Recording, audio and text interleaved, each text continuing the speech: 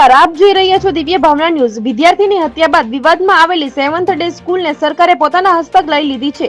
ત્યારે આજે અમદાવાદ શહેર જિલ્લા શિક્ષણ અધિકારી અને સરકારી અધિકારીઓએ વહીવટદાર તરીકે ચાર્જ સંભાળતા ઢોલ નગાડા સાથે સ્કૂલમાં વાલીઓએ ઉજવણી કરી હતી। 19 ઓગસ્ટના રોજ 7th ડે સ્કૂલમાં નયન નામના વિદ્યાર્થીની અન્ય વિદ્યાર્થીએ હત્યા કરી હતી। જે બાદ આ ઘટનામાં સ્કૂલની બેદરકારી હોવાનું જણાવી વાલીઓએ રોષે ભરાઈને વિરોધ નોંધાવી સ્કૂલમાં તોડફોડ પણ કરી હતી। બાદમાં વિદ્યાર્થીઓના અભ્યાસને ધ્યાનમાં રાખીને ધોરણ 10 અને 12ના વિદ્યાર્થીઓ માટે ઓફલાઈન શિક્ષણ શરૂ કરવાનો નિર્ણય કરવામાં આવ્યો હતો।